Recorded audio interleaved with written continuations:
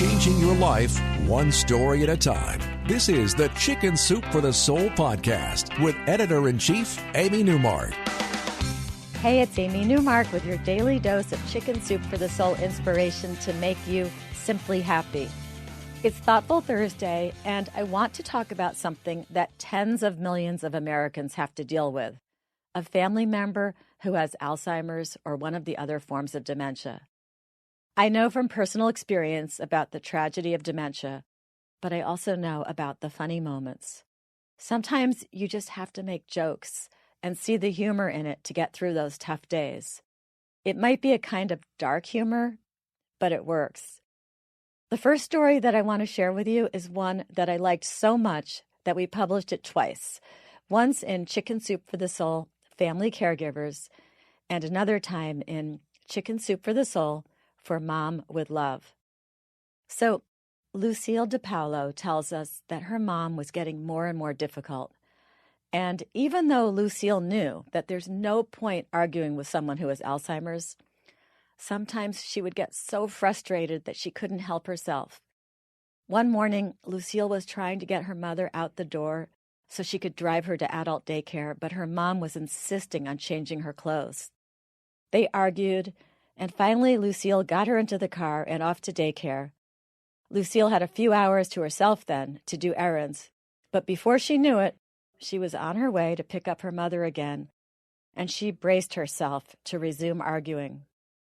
But her mother was in a good mood when she picked her up, and she said she had a fun day going to exercise class and eating lunch with the other senior citizens. Then Lucille offered her mom a piece of a chocolate bar she was eating, which her mom accepted gratefully. And then her mom said the following: "I'm glad you picked me up instead of that lady who took me this morning. You're the nice one. That other lady who took me this morning is such a..."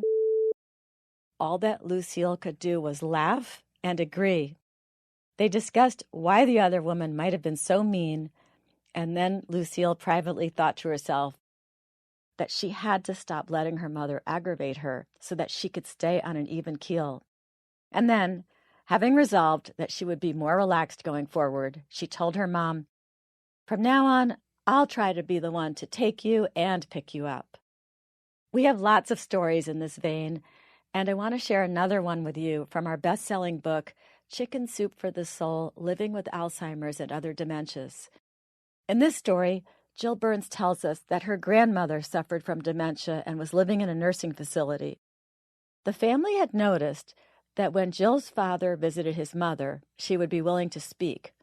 But when Jill's mother went along, her mother-in-law would get agitated and wouldn't want to talk. Finally, the family figured out what was going on when Jill's father and mother went together to visit Jill's grandmother. Jill's grandmother pushed aside her meal tray and said to her son, "How dare you bring your little woman on our lunch date?" And then she glared at Jill's mom, her daughter-in-law. Jill's father tried to explain that this was his wife, but his mother wouldn't hear of it. She spoke directly to Jill's mother now. "And you, little woman, how dare you come here with my husband?" And then Jill's grandmother flung her lunch to the floor. Jill's grandmother had always affectionately called her daughter-in-law that little woman because she was tiny. Apparently, she still remembered that name, but now she thought that her son was not her son but her husband, and therefore this little woman was an interloper. Jill's mother had to stop visiting her mother-in-law because it got her too upset. Luckily, there's a happy ending. After more than a decade with Jill's mom unable to visit her mother-in-law, the end was finally approaching, and Jill's mother really wanted to see her mother-in-law and talk to her again. She approached the room with some trepidation, but her mother-in-law was finally okay with her. She was back to seeing Jill's mother as her daughter-in-law, not as the woman who was trying to steal her husband.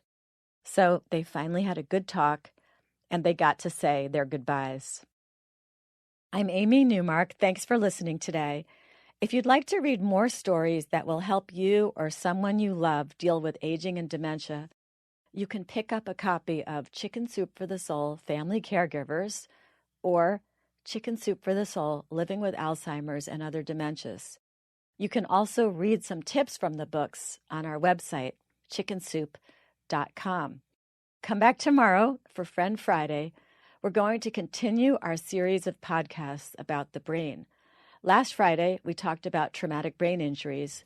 And tomorrow, right in time for World Autism Awareness Day, we're going to talk to Mary Beth Marsden, the co-author of Chicken Soup for the Soul, Raising Kids on the Spectrum. It's a fascinating subject, and it will heighten your awareness so much that I'm pretty sure the next time you see a little kid misbehaving, you'll think twice before you glare at the child's parents.